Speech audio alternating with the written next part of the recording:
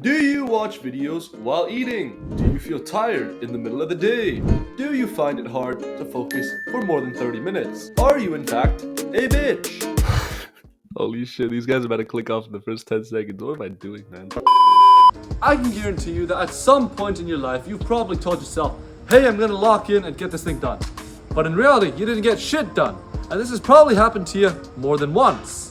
Maybe it's something minor like staying focused the night before the test, or something long term like getting into the gym, or trying to quit social media. In the end, it just never worked out.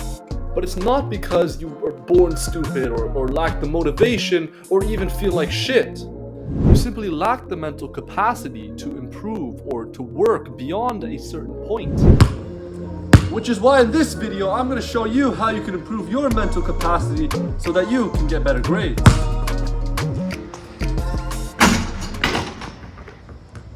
You're gonna cut that part. Alright, stupid. Think about this. If you simply stayed true to your word, whenever you told yourself you were gonna do something, you could definitely do 99% of the things you want to achieve.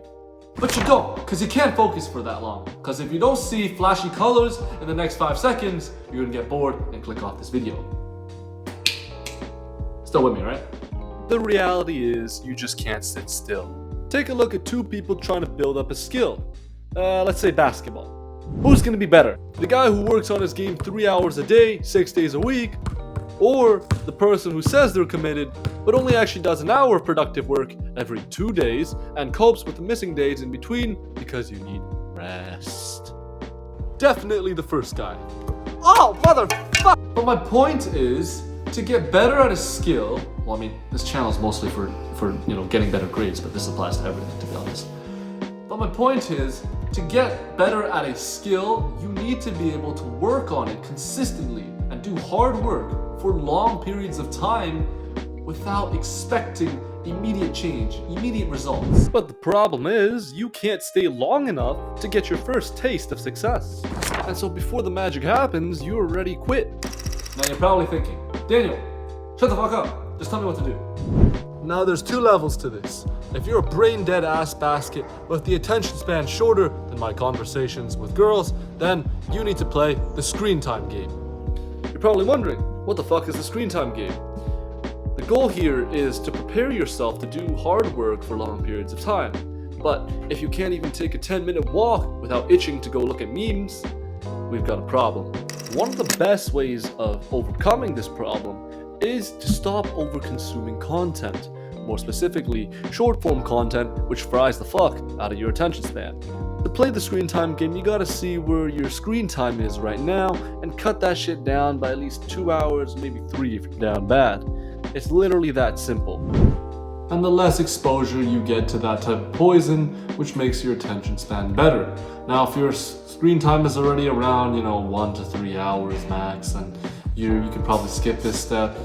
Do it if you want to, but it's not absolutely necessary for you if you're that type of person already.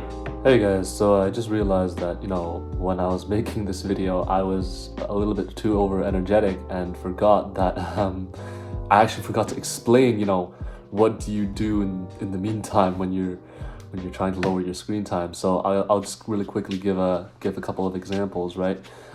Distract yourself with other work. I mean, one of the best ways to just stop looking at your phone is just by doing other stuff, right? When you play sports or go to the gym, for example, you're not thinking about going on your phone or checking social media. You're just in the moment.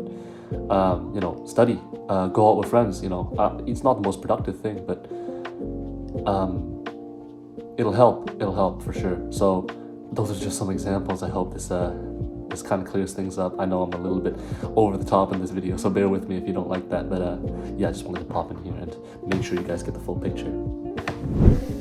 Okay, stage 2. Now that you're not stuck to your screen drooling like a 6-year-old with attachment issues, it's time to actually start preparing yourself to be able to do work for long periods of time consistently.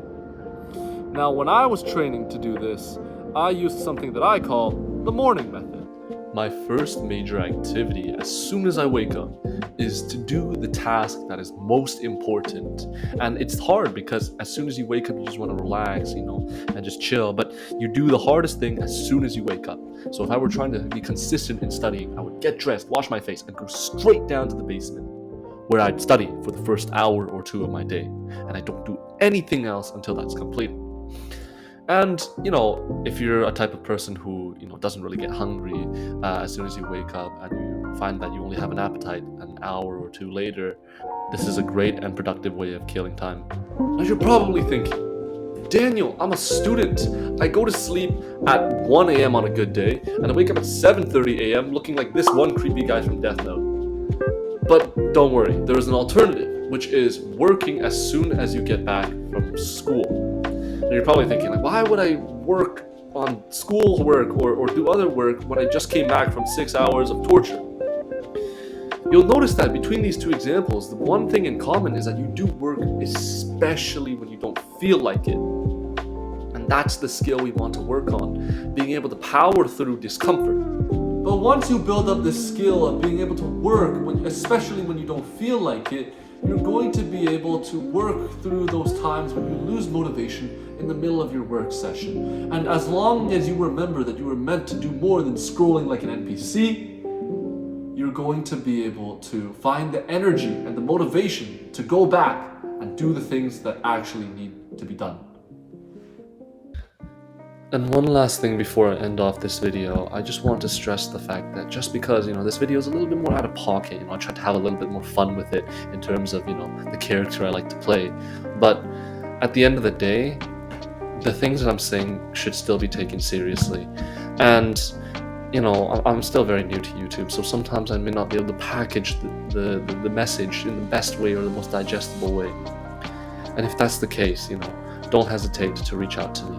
Now, the thing is, as I'm recording this, my other video has actually been blowing up, and there's been a lot more comments than usual. So at some point, I'm not going to be able to read all the comments and reply to all the comments. So if you really have a pressing question, if you want to get personalized advice from me, or something more specific, right, just email me. I'm going to link the email down below, and that's how you're going to be able to reach me from now on.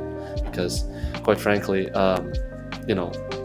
spending an hour or 2 hours just looking at comments and replying to them goes against everything I'm saying, which is work hard, be productive, be consistent.